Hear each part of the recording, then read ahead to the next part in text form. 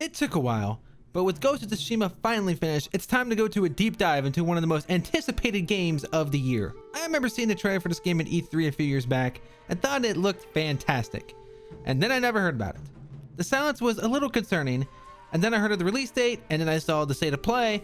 I was super excited to jump into this game. So the story of the game takes place in Tsushima, Japan, after the samurais fail to finish off the Mongols. One survivor, Jin Sakai, somehow survives getting thrown off of a bridge, heals up, and now goes for revenge by any means necessary. There's a battle in Jin's head on what's good and what's bad, at least for a while. After a while, he just kind of goes full on against the Shogun way. There's a lot of dumb choices that don't really make a difference, and it concludes in a decision that doesn't really make a difference. I had really high expectations for the story, given how it's based off of a true story. And while the story is kind of pretty engaging, the missions were kind of underwhelming. There were a lot of these missions where there was sort of like a fake detective work where you had to follow a path or a trail and you have to investigate a thing and you don't really have a choice. There's just one option. You have to do it that. There's also a lot of things where you have to analyze a certain situation, like how your best choice is to go through things. However, you don't get the choice. So you just have to look at this, press X 3 times before you actually do what you're supposed to do. A lot of things such as that, or other things where it's slowed down or you're talking to somebody, probably could have been a cutscene instead of their, talk to this guy, press X, listen to what he had to say. Some characters are kind of cool with good dialogue and backstories, and others are just kind of lame, or don't make too much sense, or just isn't very interesting. It's separated into 3 acts, and the first act is all about saving a very important character who should have been one of the best, but was kind of lame. Also, the main villain could have ended the whole game right there at the beginning. I feel like I'm sounding really negative here, but believe me, the story is good, but it did not meet my expectations.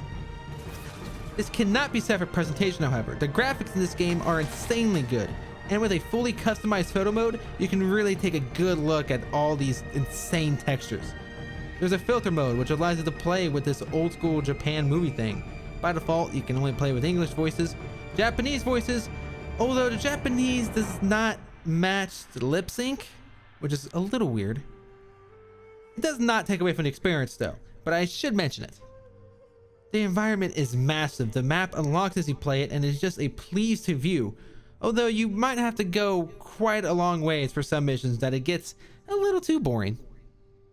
Alright, so the gameplay. I'm very mixed on it. When it works as intended, it's pretty alright. But man, when there's a lot of enemies, this combat breaks apart. I know there's not much of a UI here, but it would drastically help if there was some sort of lock-on system. It would be drastically improved. It does get better as more and more abilities open up, but it's never up to par.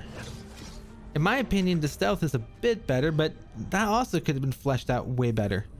And on top of these things, the controls just not very responsive. You have no idea how many times I pressed something and nothing happened. Overlooking that, there is a bunch of content, from side missions to liberation missions. The game kind of throws a bunch of random missions at you that doesn't really matter. The side missions introduce many characters, but again, doesn't really make a difference if you do them. They will still show up everywhere to help you regardless. There was one guy I never helped throughout the whole game. He was there with me at the end. The Tsushima tales are pretty fun, though they aren't really actually worth it. There's a lot of innovative design choices here, such as following eagles and foxes to secret spots, the wind guiding you to waypoint. A lot of cool, unique things that I'm sure other games will probably have down the line. In terms of navigation, this game is pretty innovative. Ghost of Tsushima is a fun game with many faults, and I feel like this review is really slow because I'm almost pretty much done with what I wrote down, and I'm not even 5 minutes into actually speaking.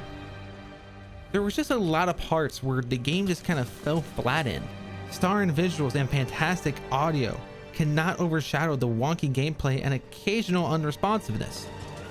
Pretty much from the beginning of the game, you get what you get, and while you do upgrades such as finding springs or finding secrets around the environment, the combat does open up, but it doesn't really get like fantastic. It does have a good story, but overall with its weird clunkiness that it has, I give Ghost of Tsushima a 7.7 out of 10. If you guys made it this far, please like the video, maybe share it to 5 different other people. I think like that would go a long ways. I'm starting to do that a lot more. I go live all the time, but I don't really have a set schedule. Check the Discord down below for details on the channel, when I'm going live, or anything. For $1.99, you become a member. You can watch any archive stream, which includes access to early videos, not like this one because I'm not editing this on stream.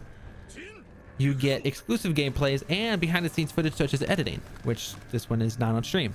So whatever. You would also really be helping out the channel. Become a member today for $1.99. How did you like Ghost of Tsushima? Tell me down below in the description. Also, make sure you check out my walkthrough, playthrough, let's play of it, whatever you want to call it. I will probably have that in the description as well.